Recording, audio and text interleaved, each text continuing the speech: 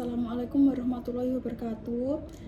Perkenalkan, nama saya Devita Dugestasari, NIM 2022 0311038 dari kelas Penologi Viktimologi B. Di sini saya akan mempresentasikan yang bertemakan hubungan sistem pemasyarakatan dengan tujuan pemidanaan menurut KUHP nasional. Baik, langsung saja saya jelaskan di mana permasyarakatan sebagai sistem pembinaan narapidana sesungguhnya telah mencerminkan konsep-konsep ideal mengenai bagaimana seharusnya menangani seseorang yang sedang tersesat jalan hidupnya karena terlibat sesuatu perilaku kriminal. Namun, realitas menunjukkan bahwa operasionalisasi sistem permasyarakatan dalam praktek sering terbentur oleh berbagai kendala baik yang bersifat yuridis, kultural, sosiologis maupun teknis sehingga aplikasinya tidak optimal. Untuk itu, reformasi terhadap berbagai aspek menghambat implementasi sistem pemasyarakatan tersebut merupakan solusi yang harus segera dilaksanakan dalam rangka efektivitas bekerjanya sistem untuk mencapai tujuan. Hubungan sistem permasyarakatan dengan tujuan pemidanaan, yaitu secara sederhana, pemidanaan dapat diartikan sebagai suatu proses penjatuhan pidana oleh hakim terhadap seseorang yang diadakan dan kemudian dinyatakan terbukti bersalah telah melakukan suatu tindak pidana. Sebagai tindakan hukum, suatu pemidanaan secara ideal tentu diorientasikan kepada berbagai tujuan. Dalam perspektif teori dikenal berbagai pandangan yang menggambarkan tujuan dijatuhkan suatu sanksi pidana, yaitu antara lainnya ialah teori absolut atau pembalasan yang menjelaskan bahwa pidana adalah konsekuensi logis yang harus ada karena telah dilakukannya suatu kejahatan oleh seseorang. Bahkan Immanuel Kant dengan ajaran kategorisen imperatifnya berpendapat setiap perbuatan melawan hukum itu menghendaki harus dibalas.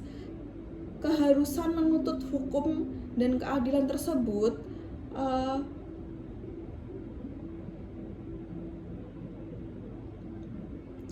merupakan sesuatu yang bersifat mutlak, sehingga setiap pengecualian atau pembatasan yang semata-mata diadakan pada suatu tujuan selain untuk membalas haruslah dikesampingkan. Jadi, basis teori ini adalah asas keseimbangan yang menilai terjadinya sesuatu kejahatan sebagai kuasa timbulnya kegoncangan sosial, sehingga diperlukan suatu tindakan yang membawa kembali kondisi kehidupan masyarakat secara balance. Konkretisasi tindakan dimaksud ialah dengan pemidanaan karena dalam pidana terkandung suatu nestapa atau derita atau kerugian yang dirasakan oleh terpidana, sebagaimana pula hanya ia telah membuat derita atau kerugian pada korban kejahatan. Pemidanaan lain mengenai tujuan pemidanaan ialah yang dikenal dengan teori relatif atau teori tujuan. Nah, secara prinsipnya teori ini mengajarkan bahwa penjatuhan pidana dan pelaksanaannya setidaknya harus berorientasi pada upaya mencegah terpidana special prevention dari kemungkinan mengulang kejahatan lagi di masa yang akan mendatang, serta mencegah masyarakat luas pada umumnya general prevention dan kemungkinan melakukan kejahatan baik seperti kejahatan yang telah dilakukan terpidana maupun kejahatan lainnya. Semua orientasi pemidanaan tersebut adalah dalam rangka menciptakan dan mempertahankan tata tertib hukum dalam kehidupan masyarakat. Nah, Teori ini memang sangatlah menekankan pada kemampuan pemidanaan sebagai suatu upaya prevention of crime, khususnya bagi terpidana. Nah, oleh karena itu implikasinya dalam praktek pelaksanaan pemidanaan seringkali bersifat out of control, sehingga terjadi kasus-kasus seperti penyiksaan terpidana secara berlebihan oleh aparat petugas dalam rangka menjadikan terpidana jera untuk selanjutnya tidak melakukan kejahatan lagi. Kemudian sering dengan makin berkembangnya berbagai ilmu bantuan hukum pidana dalam memahami problem kejahatan dan penanggulangannya seperti kriminologi, penologi dan lain sebagainya, maka perkembangan mutakhir tentang masalah pemidanaan dan tujuannya ini telah melahirkan sebuah pandangan baru yang dikenal dengan utilitarianisme theory. Nah, menurut teori ini, suatu pemidanaan bukanlah sekedar untuk melakukan pembalasan untuk pengimbangan kepada orang yang telah melakukan sesuatu tindak pidana, akan tetapi harus mempunyai tujuan-tujuan tertentu yang mencerminkan aspek utilitas atau kemanfaatan bagi korban kejahatan secara individual atau sosial maupun bagi si terpidana itu sendiri. Pemidanaan dinilai bermanfaat terhadap korban. Kejahatan yang bersifat individual ialah manakala dengan pemidanaan tersebut perasaan balas dendam si korban secara relatif dapat terpuaskan. Di samping itu, dalam perspektif victimologis, kerugian real yang diderita si korban tersebut juga harus memperoleh perhatian hukum, kompensasi. Sedangkan bagi masyarakat luas, utilitas pemidanaan tersebut dinilai adanya apabila secara relatif masyarakat dapat kembali merasakan ketentraman, ketenangan, perlindungan dan lain sebagainya, social defense. Kemudian bagi si terpidana sendiri, kemanfaatan pemidanaan tersebut setidaknya harus dicerminkan dalam program-program pelaksanaan pidana yang dapat mengarahkan dirinya untuk kembali ke jalan yang benar atau tobat dan menjadi warga masyarakat yang baik dan berguna.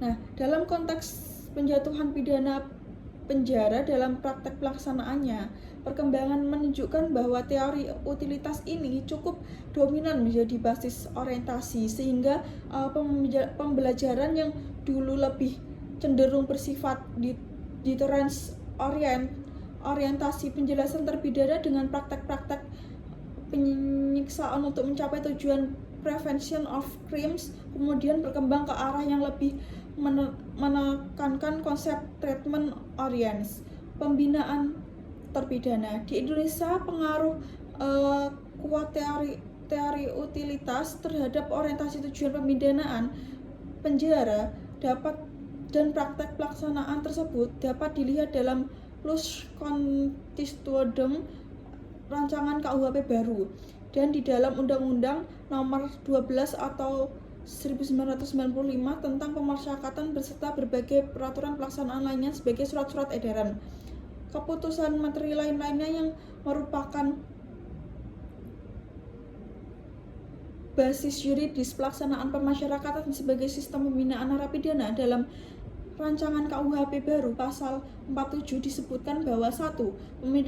Pemidanaan bertujuan untuk ke-1 mencegah dilakukan tindak pidana dengan menekankan norma hukum demi pengayoman masyarakat. Yang kedua, masyarakat terpidana dengan mengadakan pembinaan sehingga menjadikan orang yang baik dan berguna. Yang ketiga, menyelesaikan konflik yang timbulkan oleh tindak pidana, memulihkan keseimbangan dan mendatangkan rasa damai dalam masyarakat. Keempat, pembinaan rasa bersalah pada terpidana. Ayat 2-nya yaitu pemidanaan tidak dimaksudkan untuk menderitakan dan tidak memperkenankan merendahkan martabat manusia. Nah, berapa tujuan pemindahan seperti yang termasuk dalam ketentuan pasal 47 rancangan KUHP baru di atas secara konspektual sesungguhnya telah mencerminkan adanya muatan-muatan target pemindahan yang berpotensi kemanfaatan bagi korban kejahatan yang bersifat individual, korban langsung atau yang bersifat sosial masyarakat, korban tidak langsung maupun bagi terpidana itu sendiri. Asumsi dan konklusi demikian secara eksplisit juga ditanyakan dalam penjelasan pasal 47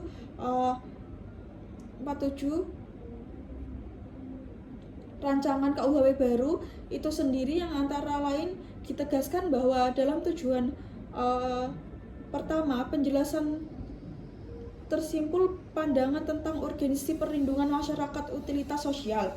Nah, tujuan yang kedua itu mengandung maksud bukan saja untuk merehabilitasi tetapi juga meresosialisasi terpidana dan mengintegrasikan ke dalam masyarakat utilitas bagi terpidana. Sedangkan tujuan yang ketiga yaitu adalah yang dimaksud kehidupan sosial yang telah terguncang oleh karena kejahatan terpidana. Jadi dalam tujuan ketiga ini tercermin aspek utilitas bagi masyarakat luas yang pencapalannya antara lain dengan membalas kejahatan terpidana melalui pemidanaan, sehingga diharapkan dengan pemidanaan tersebut korban langsung dari kejahatan secara relatif dapat terpuaskan perasaannya balas dendamnya utilitas individual. Adapun tujuan keempat hakikatnya menurut pakan tujuan yang lebih bersifat spiritual, di mana terbalasnya rasa bersalah pada diri terpidana baru dapat dicapai apabila ia telah sampai pada sikap tobat yang sesungguhnya.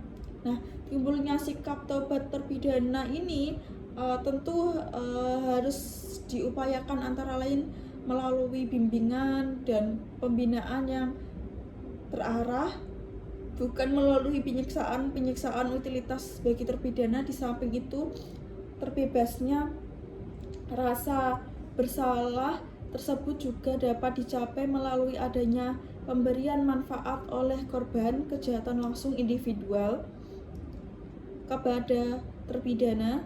Nah, kondisi demikian ini bisa terwujud di antaranya ialah apabila terpidana mau memberikan kompensasi atau ganti rugi terhadap korban. Jadi dengan demikian tujuan pemidanaan keempat ini secara implisit mengandung muatan-muatan utilitas yang akan dapat dirasakan baik oleh pelaku kejahatan terpidana maupun korban kejahatan. Kemudian ketentuan yang tercantum dalam pasal 117 ayat 2 tersebut harus diperhatikan oleh petugas pelaksanaan pemidana penjara, karena pernyataan pasal bahwa pemidanaan tidak boleh berakibat sampai menderitakan dan merendahkan martabat kemanusiaan terpidana mengandung makna atau pesan imperatif agar pelaksanaan pemidanaan tetap harus memperhatikan dan menghormati hak asasi terpidana. Dalam rangka mewujudkan berbagai tujuan pemidanaan di atas, maka diperlukan langkah-langkah atau tindakan cara yang dapat mengatakan tercapainya tujuan-tujuan tersebut. Berbagai langkah, tindakan, cara dalam keseluruhan proses yang mengarah pada realisasi tujuan tersebut secara luas bisa disebut sebagai suatu sistem. Dalam konteks pelaksanaan pemidanaan penjara di Indonesia, sistem untuk mencapai berbagai tujuan pemidanaan penjara tersebut populer dengan istilah sistem pemasyarakatan.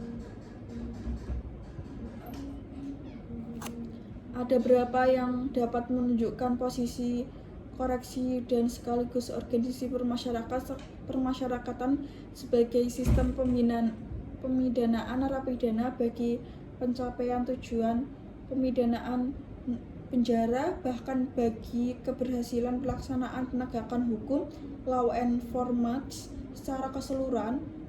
Hal-hal tersebut antara lain adalah berupa diterapkannya konsep proses permasyarakatan narapidana baik selama di lembaga permasyarakatan maupun setelah keluar dari lembaga permasyarakatan.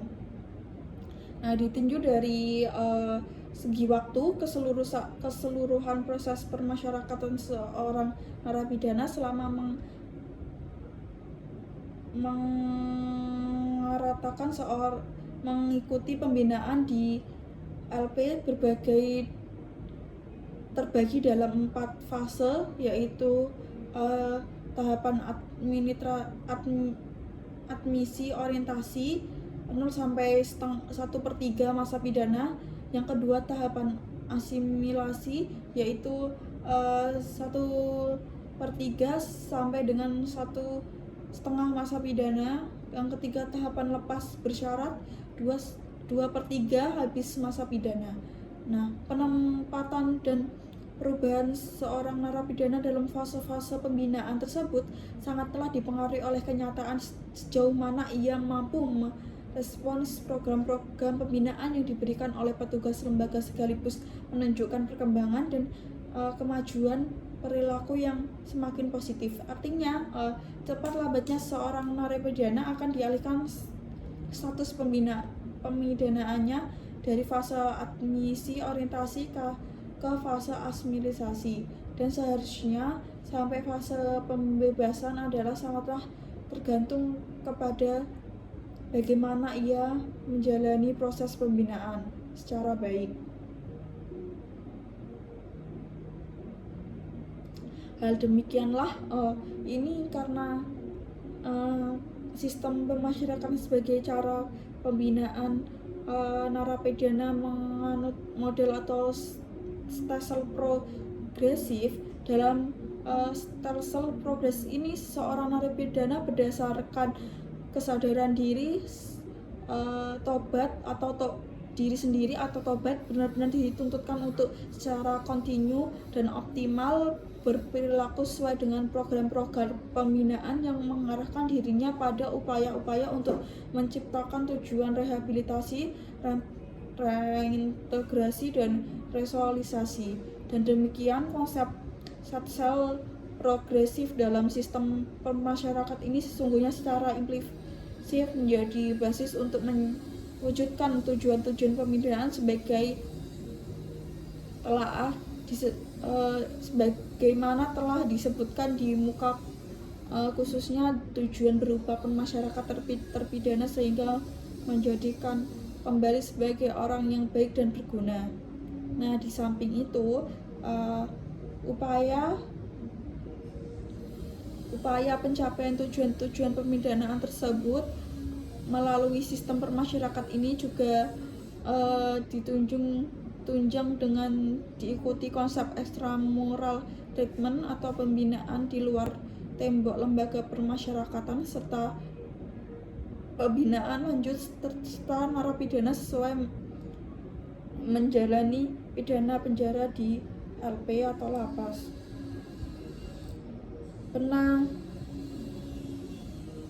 Penanganan pembinaan di luar ataupun pasca LP ini dilakukan oleh institusi yang bernama BAPAS, Balai Permasyarakatan, yang di dalam prakteknya biasanya bekerja sama dengan tokoh-tokoh masyarakat baik formal maupun informal, di mana mantan narapidana tersebut bertempat tinggal. Secara konseptual pola pembinaannya demikian tertentu sangat menunjang bagi keberhasilan tujuan reintegrasi dan resosialisasi mantan narapidana yang bersangkutan, serta dalam jangka panjang diharapkan mampu memulihkan keseimbangan dan rasa damai dalam kehidupan masyarakat karena telah menyatukan mantan narapidana dengan masyarakat.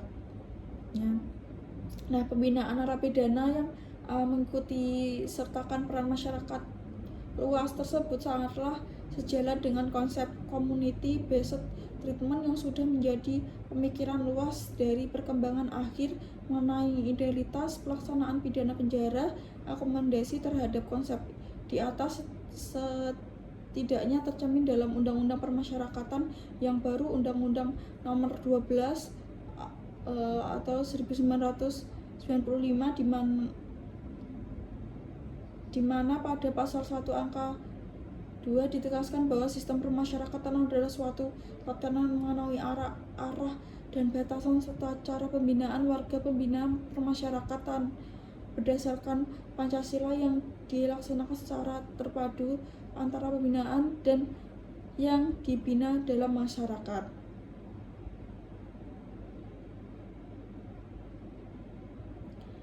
Dalam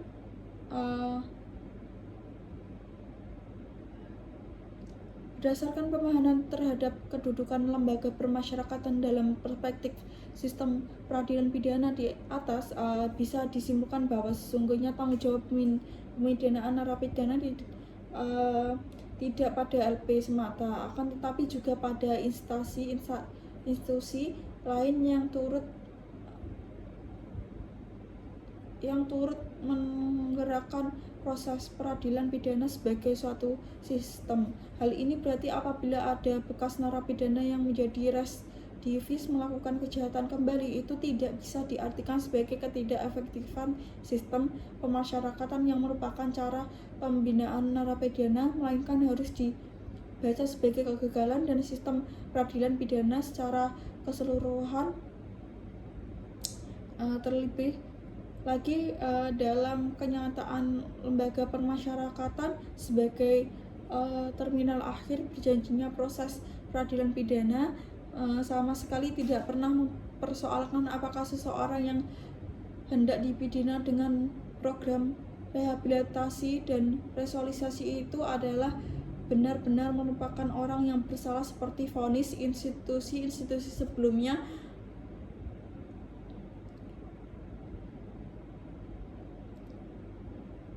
atau tidak. Namun demikian, justru proses pembinaan dengan sistem permasyarakatan yang diselenggarakan LP inilah yang merupakan fase menentukan bagi upaya pengembangan bahkan seseorang pelaku tindak pidana menjadi baik berguna dalam kehidupan masyarakat. Nah, dalam konteks ini yang telah kita bahas tadi, maka perlu disadari oleh semua pihak bahwasanya lembaga permasyarakatan yang bertugas memperbaiki perilaku narapidana dengan sistem permasyarakatan pada suatu sistem memang merupakan lembaga yang memiliki beban berat dengan berbagai kekurangan dan stigma yang menyudutkan, tetapi di balik itu semua posisi sungguh sangatlah strategis dan menentukan hasil akhir dari aktivitas law enforcement, khususnya yang melalui bekerjanya sistem peradilan pidana. Baik, sekian penjelasan yang sudah saya berikan. Jika ada kekurangan dan kelebihannya, maka saya ucapkan mohon maaf yang sebesar-besarnya. Saya akhiri. Wassalamualaikum warahmatullahi wabarakatuh.